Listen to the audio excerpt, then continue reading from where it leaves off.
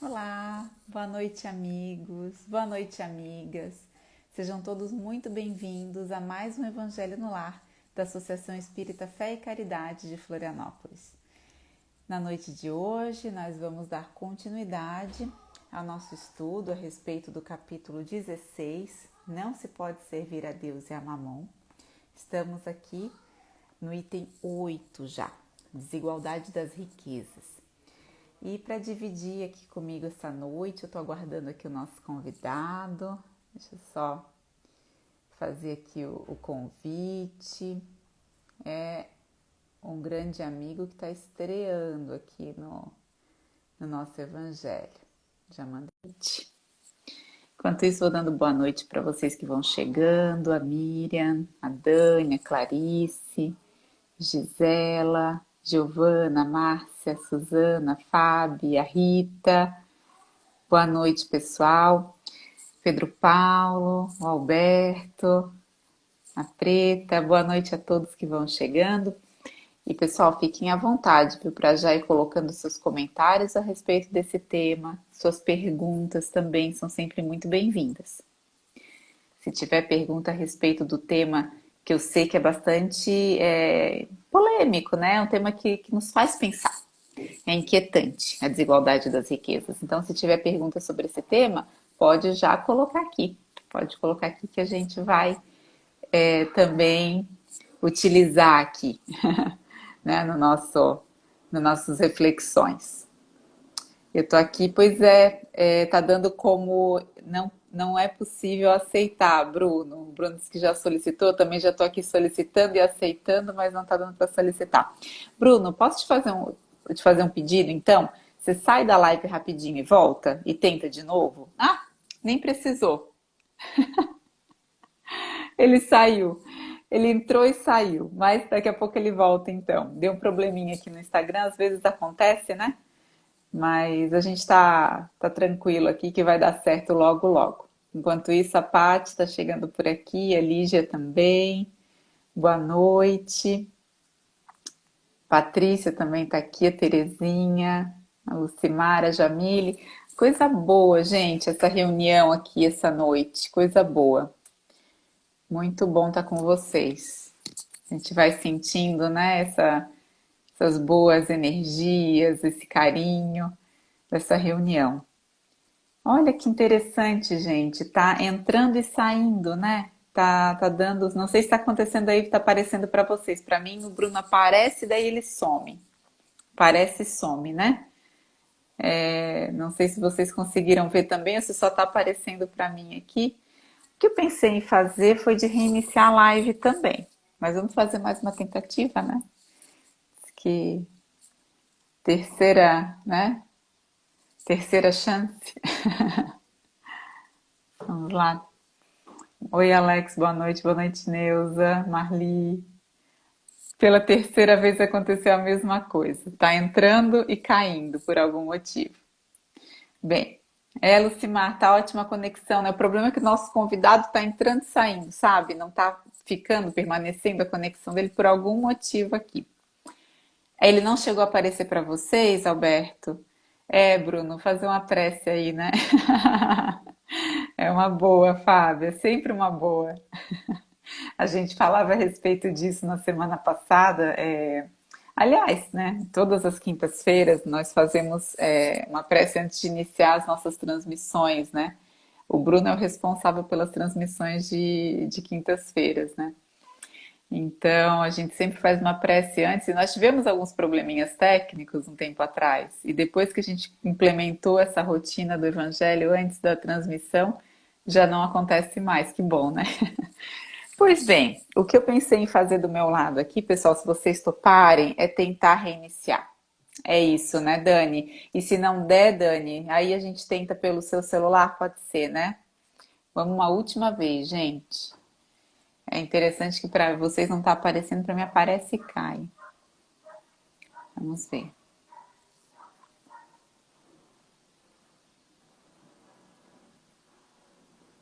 Eu fico aceitando aqui o convite, aparece e depois cai. Dani, quem sabe você tenta você já trocar o celular com ele, se possível? Vai aparecer o nome da Dani aqui, mas é o Bruno. A Paty viu o Bruno também, mas é bem rapidinho, né, Paty? Parece e some, né? Deve ser alguma questão de atualização de aplicativo. Vocês sabem como é que é, né? Tá sempre em atualização esses sistemas.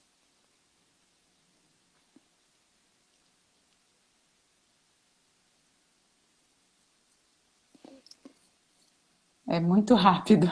É isso mesmo, Preta. Não dá nem tempo, né? Eu tô tentando aceitar que tá dando esse recado que não tá sendo possível. A Paty disse que viu 4 vezes. Foi isso mesmo. Reiniciando o celular? Tá bom.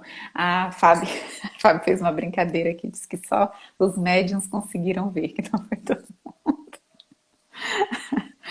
Essa é boa. Ai, ai. Mas a questão, Fábio, é que a gente precisa ver e ouvir, né?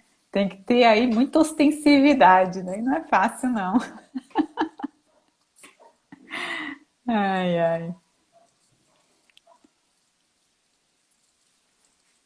Mais um pouquinho, gente, vamos lá.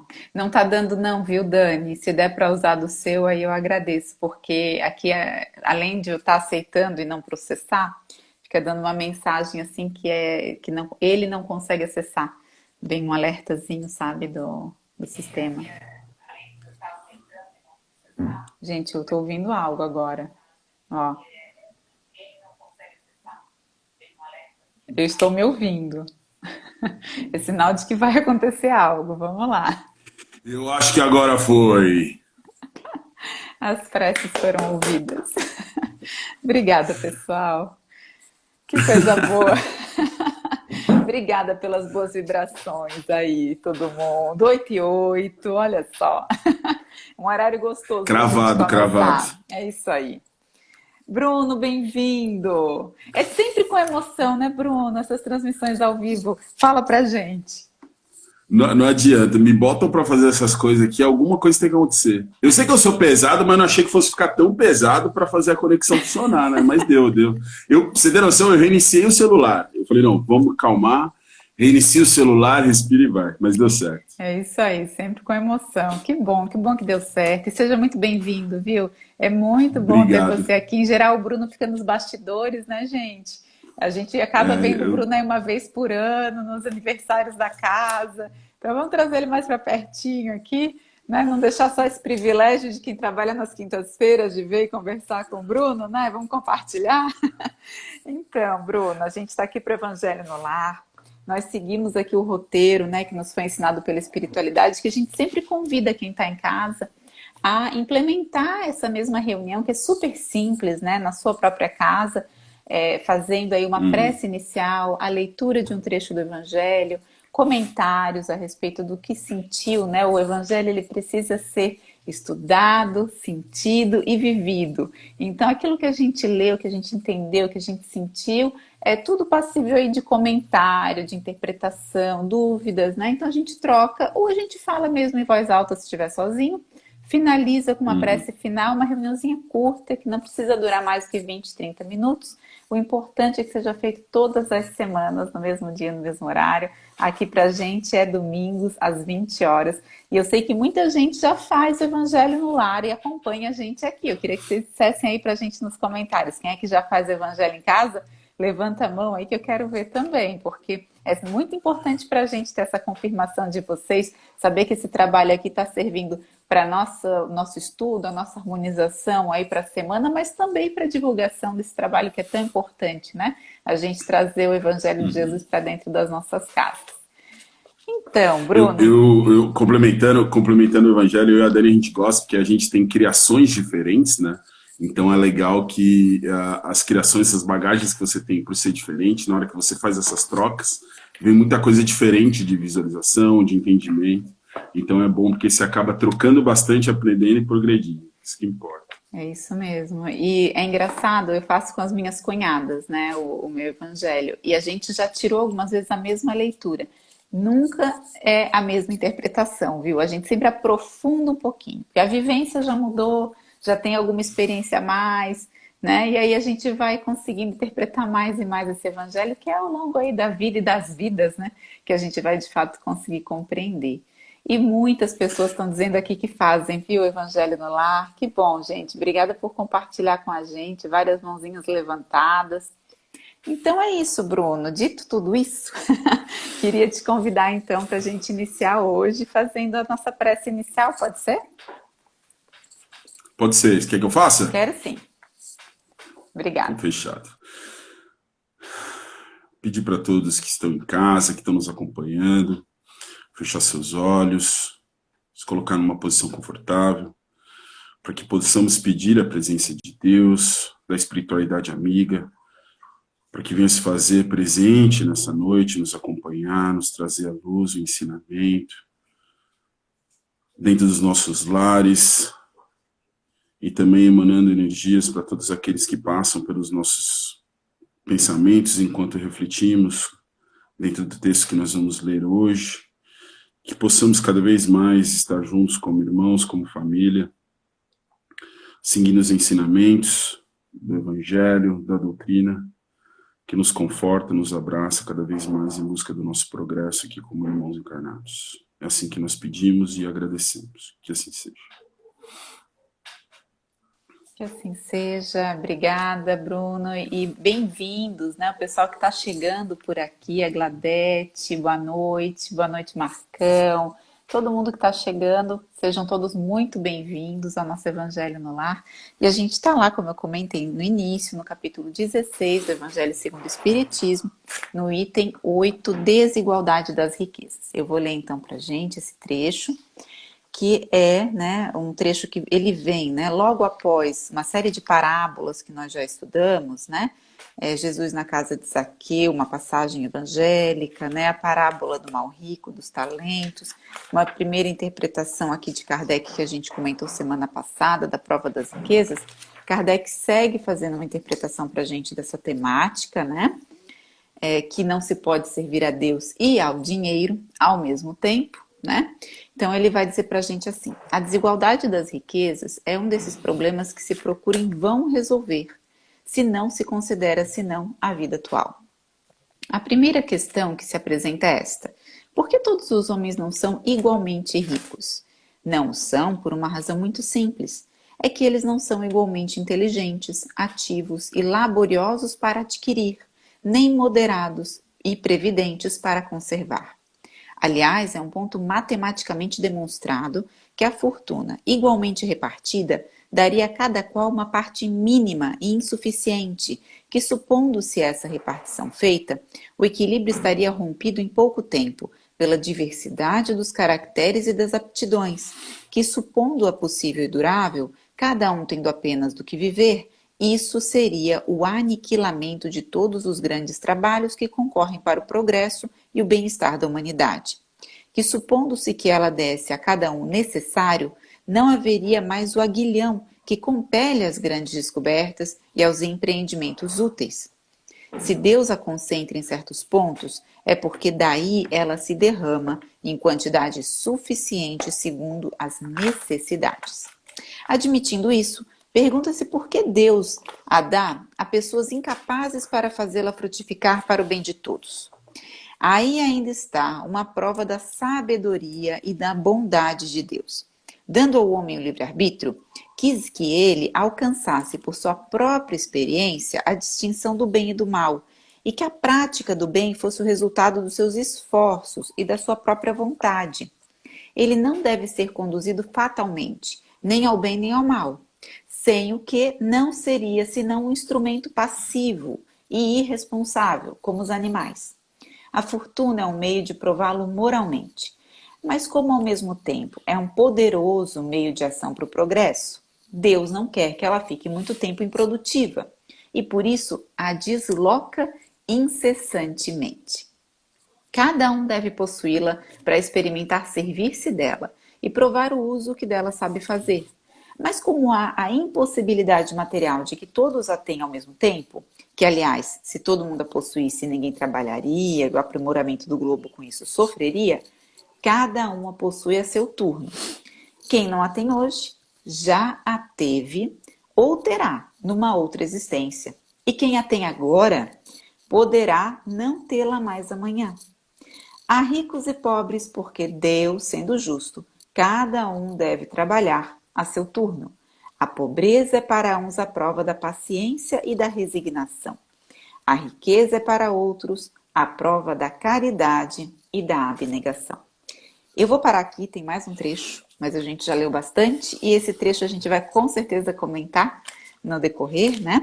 E até aqui a gente tem bastante material, né, gente? Para os comentários de vocês que a gente quer ouvir, por favor, comentem aqui também, né? O que vocês acham a respeito dessa temática, que é muito atual, que diz muito a respeito do nosso dia a dia, das grandes dúvidas que nos assolam, né?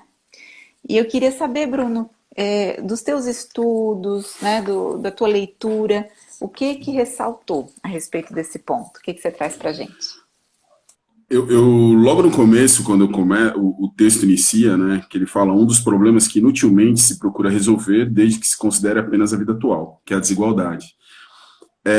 Se a gente para olhar, a gente vê que cada encarnação que a gente tem é uma oportunidade. Então, se a gente tenta resolver somente nessa, a gente acaba gerando uma encarnação até de grandes frustrações, por daqui a pouco não se ter e não se poder. E lá na frente, quando ele fala a ricos e pobres, porque sendo Deus justo, isso que é legal a gente sempre lembrar. Deus ele é soberanamente justo e bom.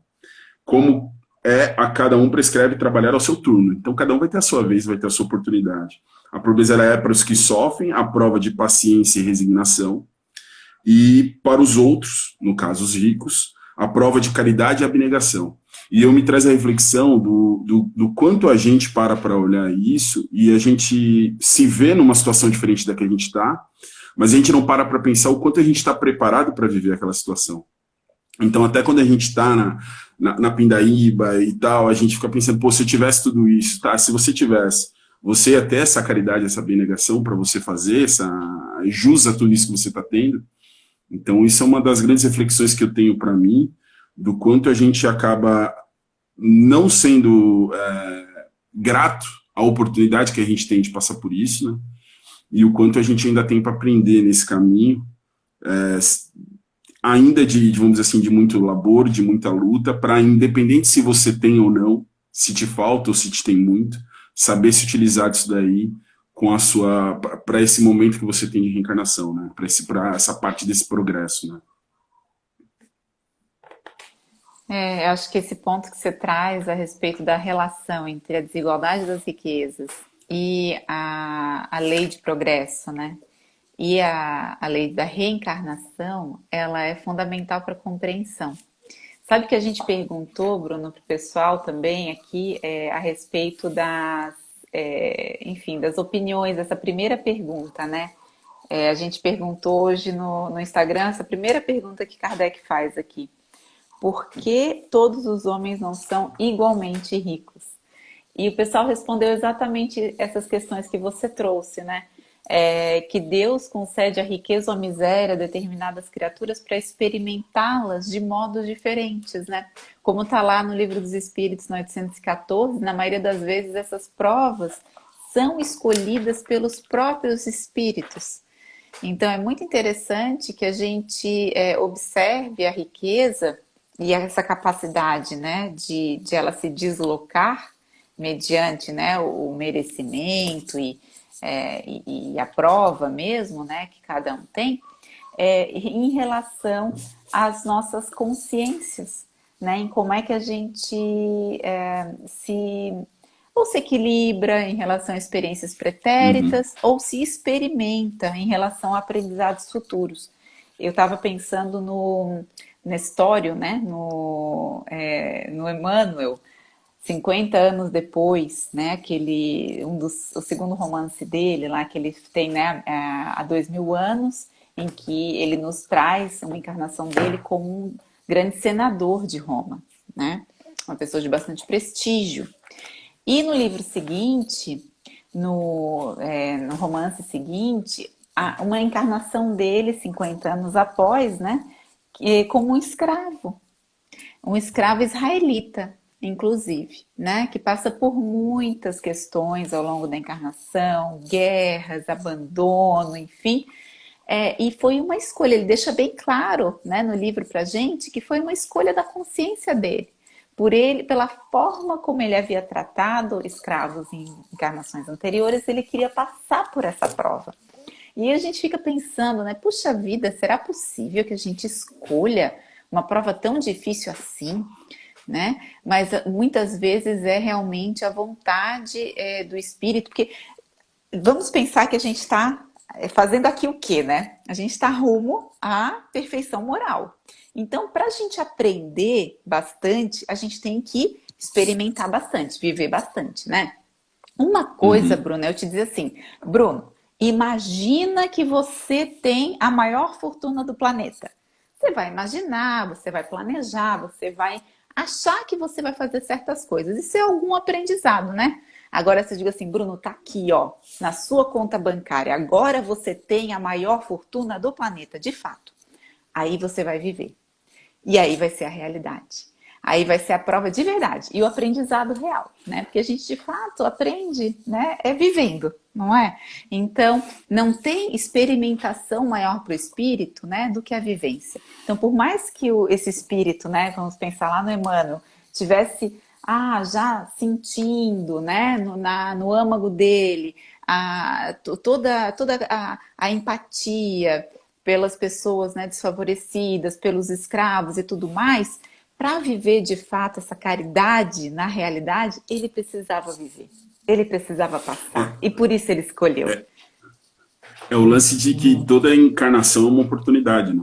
Então, se a gente para, eu faço muita reflexão às vezes, né? Eu falo, pô, se eu tô passando por isso, o que será que eu fiz em outra vida? Porque, pô, se eu parei e falei, não, meu processo encarnatório eu quero passar por isso, cara, fico pensando, pô, eu já devo ter tido muito ao contrário disso que eu tô passando, porque se eu preciso sentir e aprender com isso. Mas é muito legal a gente parar para olhar que tudo isso que a gente está falando também, Miriam, faz parte de uma avaliação muito individual do que a gente tem, né?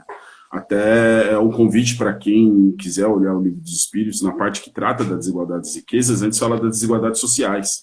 Então a gente tem que pensar também que a gente aprende dentro pelo menos eu tenho pouco tempo, eu me considero ainda um novinho dentro do centro espírita, dentro da doutrina, que a gente não tem salvação fora da caridade. Então a gente tem que pensar mais ou menos isso. Beleza, sou o cara mais rico do mundo, eu tô com tudo dentro da minha conta. E aí, o que eu vou fazer? Eu vou ter agora essa parte da caridade e da abnegação, que a gente aprende também dentro da doutrina, que a parte da desigualdade social, ela não é uma coisa que Deus vem e coloca, assim, ela é feita pelos homens. A gente tem que ter isso também, né? Que a gente tem que ter essa igualdade social e a gente tem que trabalhar também essa parte do entendimento de que você tem essa riqueza e o quanto você pode ajudar. Até se a gente para ler, eu tenho uma lance por ter uma criação evangélica, quando a gente pega, por exemplo, todo o evangelho para estudar, eu uso muito a Bíblia também junto, né? Para entender essas partes, né? Então, até se a gente pega a parte de Lucas 16:13, que fala do lance de não pode servir a Deus e a Mamon, se a gente dá continuidade ali à leitura, tem a parte, por exemplo, da parábola da viúva, que ela simplesmente, os homens mais ricos vão lá e Deus fala, vocês têm que prover, vocês têm que fazer a entrega do que vocês têm, alguns tratam como sendo dízimo, vamos dizer assim, né? E os caras vão lá e colocam uma parte delas, né? Eles vão lá e pegam uma parte que lhes sobra. A viúva dá tudo que ela tem. Então é muito legal a gente pensar nisso, do que o quanto que a gente está disposto a colocar em prova disso para ajudar os outros, o quanto a gente se utiliza das riquezas que a gente tem, que é aquele lance, o quanto que nós somos ricos. A gente só é rico se a gente for os caras mais... Exatamente. Porque isso é legal, quando a gente fala do não pode se servir a Deus e a Mamon, Mamon tem gente que olha e acha que é uma pessoa, né? Que deve ser um cara, o tal do bezerro de ouro, os negócios. Não, é só riqueza. É riqueza, é o dinheiro, a posse. A Bíblia trata isso como sendo a parte dos bens materiais. Né? Então essa parte do compartilhar, do dividir, ela tem que ser muito presente também na nossa avaliação como indivíduos, né? Porque isso faz parte também da gente entender das desigualdades, das riquezas, do quanto a gente tem, o quanto a gente é rico por ter. Então isso é muito importante a gente ter essa avaliação também. Né? Muito interessante isso que o Bruno trouxe. 2 pontos que eu queria ressaltar da fala do Bruno, gente, é que pelo fato de nós acreditarmos que posse ou a não posse, né? A prova da riqueza é algo individual, é algo, é uma escolha que tem a ver ali com a progressão, né, dos espíritos, é uma questão coletiva. Tem a ver com a nossa evolução enquanto sociedade, enquanto coletividade, enquanto planeta. Exatamente. Portanto, também cabe a nós olhar pelo coletivo. Então, não é assim, então a pessoa lá está passando necessidade porque teve essa escolha, porque faz parte do planejamento reencarnatório. Não é por aí, né? A gente sempre tem a possibilidade de ajudar e combater, né? Melhorar a qualidade de vida da coletividade é tarefa de todos nós e é o nosso destino. Porque uma vez que nós tenhamos, né, e só chegaremos a ter um planeta de fato, né, melhor quando cada um de nós melhorar individualmente, né, e pensar no coletivo, né? Como a Fábio bem colocou, tá ali no finalzinho dessa leitura, né? A fonte do mal está no egoísmo e no orgulho. Os abusos de toda espécie cessarão por si mesmos quando os homens se regerem pela lei da caridade. Então estamos aí nesse caminho, né? De nos reger pela lei da caridade. Mas aí a gente precisa de fato praticar. E praticar não só com o que temos em excesso, né? Com o que temos. O Bruno falou de Lucas, né? Com o que nos sobra, né? A gente vai muito do que está sobrando. O quanto que está sobrando para mim para eu poder ir lá e compartilhar, eu poder dividir. Quem fazia também esse estudo da Bíblia, né? E deixou um legado para a gente maravilhoso, o estudo interpretativo do Evangelho, né? Seu Honório Onofre de Abreu, tem esse livro Luz Imperecível, que é belíssimo, e ele pega lá, né, o pessoal do Miudinho, lá de Uberaba, faz uma continuação desse trabalho, e seu Honório Onofre de Abreu pegava um versículo lá da Bíblia né, e trazia aí a luz do Espiritismo, e daí tem lá em Lucas também, no capítulo 6, 24, mas ai de vós ricos, porque já tendes a vossa consolação. E aí o seu Honório Onofre de Abreu interpreta assim, né, com o grupo de estudos dele. A riqueza em si não é boa nem má. Neutra se tornará boa ou má de acordo com o uso que fizermos dela. No caso, Jesus parece advertir os ricos materialistas, que fazem dos bens de que são mordomos e administradores temporários a razão de sua vida e de suas alegrias, com o esquecimento do cultivo dos bens espirituais. Então, é bem importante a gente ter essa distinção, né, do que é passageiro, o que é eterno, para quem que a gente está, de fato, dedicando o nosso tempo e o nosso coração. A Suzana disse aqui para a gente que a prova da riqueza está diretamente ligada ao egoísmo, como aquele que tem muito divide com quem tem pouco. E aí, o que é ter muito e o que é ter pouco? E tem lá no livro Espírito da Verdade, né, que é psicografia de Chico Xavier e Valdo Vieira, de vários espíritos, Meimei traz para a gente, está lá no capítulo 9, Dinheiro e Amor. E Meimei, gente, vale a pena sempre, né, ler desde a história de Blandina, lá no Ave Cristo, né, e todas depois as mensagens que ela traz, e ela diz assim, ó, diante do bem, não pronuncies a palavra impossível. Respeita a moeda, capaz de fazer o caminho das boas obras, mas não esperes pelo dinheiro a fim de ajudar. Hoje mesmo em casa, alguém te pede entendimento e carinho, e além do reduto doméstico, legiões de pessoas aguardam-te os gestos de fraternidade e de compreensão.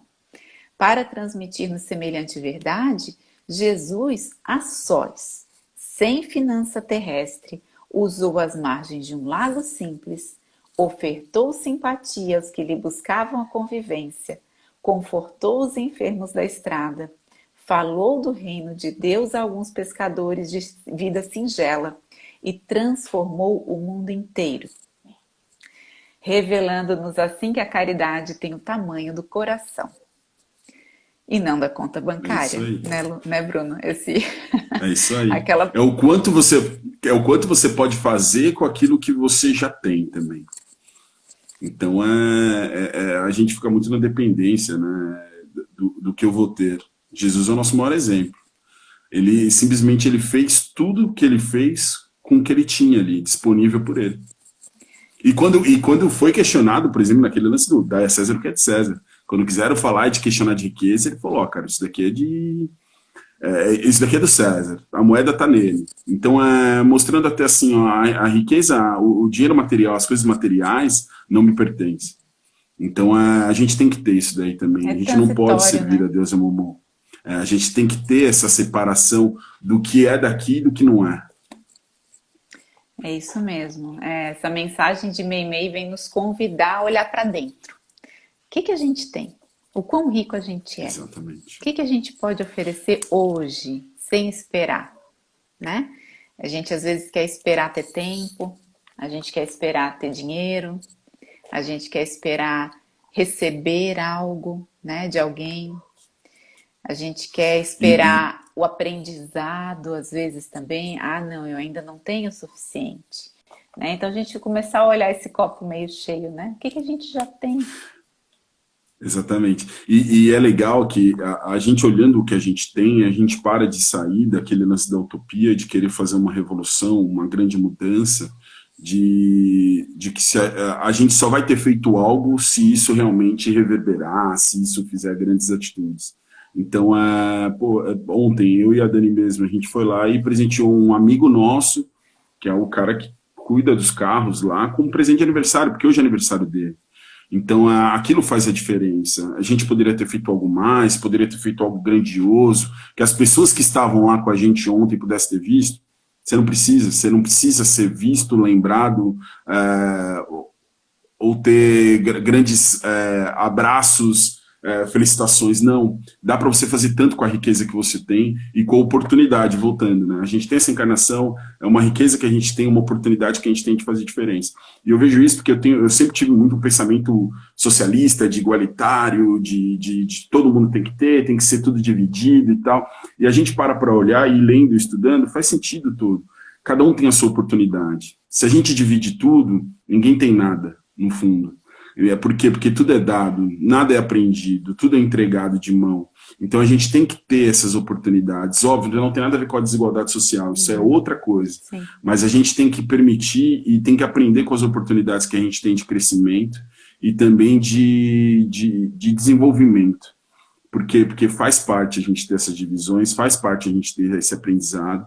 E essa é uma riqueza que a gente carrega, por quê? Porque a gente se veio para cá se propondo a passar por isso, se propondo a passar por essas situações e aprender com elas. Eu vejo como isso sendo uma grande riqueza, onde você tem a conquista, né? Essa grande conquista de viver e aprender, e refletir, entender e progredir. Tudo é a forma, né? Como a gente passa. É isso que vai contar, né, pra gente. Exatamente. É a prova da resignação, né? Ou a prova, né, do combate ao egoísmo, a prova da caridade, né? É isso aí, gente. É que a gente fazendo esse combate, a gente vai nos ajudar até, principalmente como indivíduos, né? Porque, querendo ou não, a gente veio aqui, a gente tem a nossa encarnação, né? Para cumprir ela, mas a gente vive em sociedade. E a partir do momento que a gente consegue combater isso, a gente consegue ver de outros meios e exercer a caridade da maior essência dela.